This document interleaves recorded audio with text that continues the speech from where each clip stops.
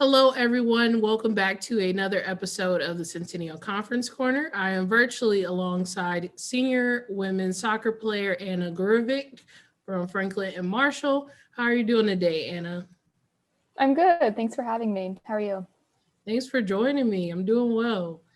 So you kind of got the unique experience of helping out with the Snell-Shillingford Symposium and also attending back-to-back years, which is really different. Can you tell us what has been your experience so I far? had both extremely positive experiences with the Snell-Shillingford Symposium. So much, I had such a great experience last year that I wanted to come back, especially as women in athletic roles are pretty outnumbered by men. It's really inspirational just to hear the stories of other women's career paths and how they've overcome challenges and things like that. It gives you a lot more inspiration as I embark on my own career path in the future. Absolutely. The community is always a great aspect of the symposium. This year, with the virtual experience, we had the opportunity to have six keynote speakers, connect hour, breakout rooms. What was your favorite part of the symposium? Oh, that's a tough one. I really liked hearing, I think the very first speaker, Esther Wallace, was my favorite speaker. I just thought that her presentation was so inspirational and it really set the tone, like for the rest of the conference. I also liked how I think sometimes like speakers like that can be like, even though inspirational speakers are like always really fun to watch and always really like empowering. I liked how she really offered tools that we can use it in our own lives rather than keeping something that might be abstract.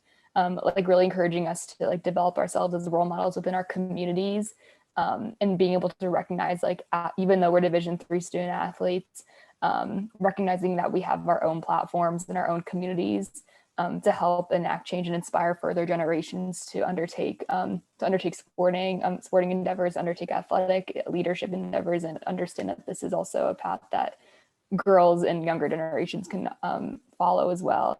So I think that was what was one of the highlights. And I really liked being able to virtually connect with so many different people. Sometimes in what I noticed that was a big difference with the in-person and the virtual environment was that sometimes when you're in person, you're kind of, you talk with the similar people that are sitting around you at the table, but it was really awesome just to be able to mix up who you're talking to in the virtual environment and getting to speak with so many more coaches and so many more like other athletes across the conference. So that was something I really enjoyed too, was just getting to meet more people.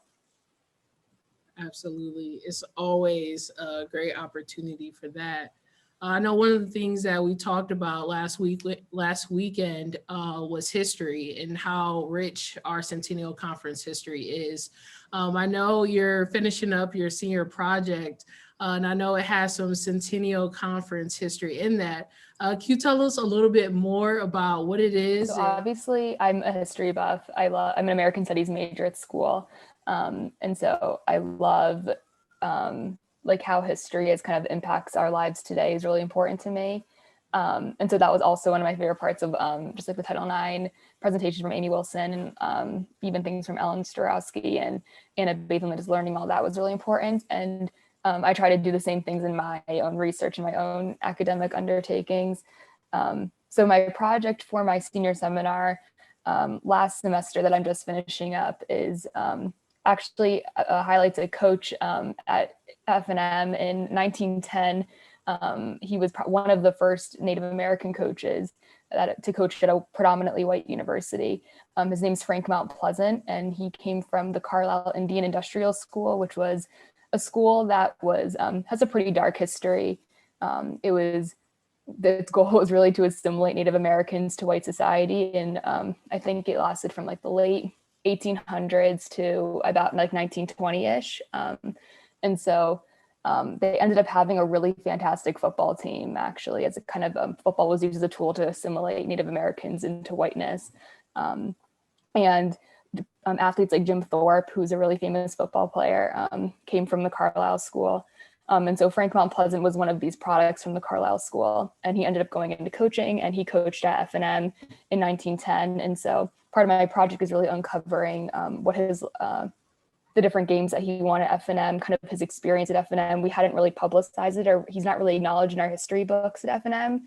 So trying to write him back into our history of coaching and trying to recognize that he was here, as well as recognize the complexities of his past, of someone that went through this like really oppressive school, and despite all that, achieved so much in his athletic career and his coaching career. So trying just to bring awareness to that, like he was at F&M and he was here, and uncovering this really complicated story of Native American coaches. I really love hearing about your senior project because I feel like history is so important to figuring out not only what was our past like, but figuring out how we got here and how we operate. So I look forward to continuing to hear more about your senior project and the more information that you continue to uncover. Thinking a little bit beyond F&M and graduation, what are your plans like? I'm still trying to figure it out. That's the one thing about the Snell Symposium, is that it really just opens your eyes to so many different roles in athletics, that you can, all different skill sets, all different areas, like things from policy, governance to sports information and social media, and all these different types of roles that are in athletics. And so I want to go to sports management school. So I'm applying for programs now. I don't really know where I'll end up or what I'll do there, but I think that definitely I feel more optimistic about all the different opportunities that are available. And hearing just other women's paths, other administrators and coaches, all their paths throughout athletics, that have taken so many twists and turns, but have still ended up to like achieving their ultimate goal.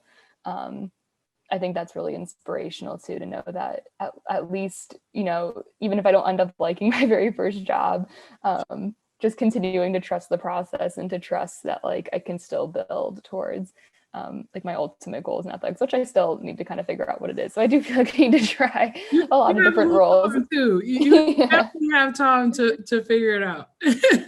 Yeah. So everyone, you can check out Anna's Snell Snapshots at Centennial.org. They're recaps of each day of the Snell-Shillingford Symposium weekend. So I encourage everyone to check that out. Definitely interested to hear about the different sessions from Snell and kind of get her viewpoint of what it was like. Before I let you go, I always have to ask a couple questions so we can get to know you a little more. Who would you say is the most impactful woman in your life? I would probably say my grandmother. I think she really pushed me to achieve whatever I wanted to, and really was someone that like believed in the power of hard work and the power of education to get you wherever you want to go. So I think really my drive comes from her. We're not too far removed from New Year's. So what was your New Year's resolution? Oh, I didn't think about it that deeply. I didn't make a New Year's resolution really. I think just especially my New Year's resolution is just being open to all the new opportunities, especially as I graduate, and not really knowing where I'm gonna, I think if COVID taught us anything, is that the world can change so much so fast. And sort of just being open to all the different opportunities that might come my way, and being accepting and of like saying yes to many different opportunities, and also being okay with whatever happens in the next 6 months or so, even if it's not exactly what I planned. But just still like trusting the process and trusting that eventually, if I keep working hard and keep going at it, that I'll end up where I want to be. Absolutely. Like Esther Wallace said, having the audacity to take on those challenges. Yeah, exactly. It was perfect to go to have that conference right at the beginning of the new year, because that really helped kind of like visualize your goals, and it made you really want to like get out there and go get your goals and everything. That's perfect. Do you have any, because we talked a lot about like history and traditions, do you have any traditions, whether that be like sports or F&M related? That's a good question. One of my favorite team traditions is, God, I feel forever since we've done this since COVID and everything. My favorite team tradition is that for every away game, we always make peanut butter and jelly sandwiches on the bus. And so there's kind of like, there's always like a team of people like that can do the whole peanut butter and jelly sandwich process. And it's always just like the best time of like everyone on the bus eating their sandwiches, and all of our bags like have our names on them, and people submit like their specialized orders, whether like crust on, crust off, or bananas and no bananas. So it gets pretty extensive, but that's probably my favorite, like one of the top F&M like women's soccer traditions. Yeah, I feel like those memories always stick with you. Thank you, Anna, for joining us. Everyone, you can catch a new episode of the Centennial Conference Corner each and every week at centennial.org or on Twitter, Instagram, and Facebook at Centennial Conf. And until next time, I'll see you later. Bye.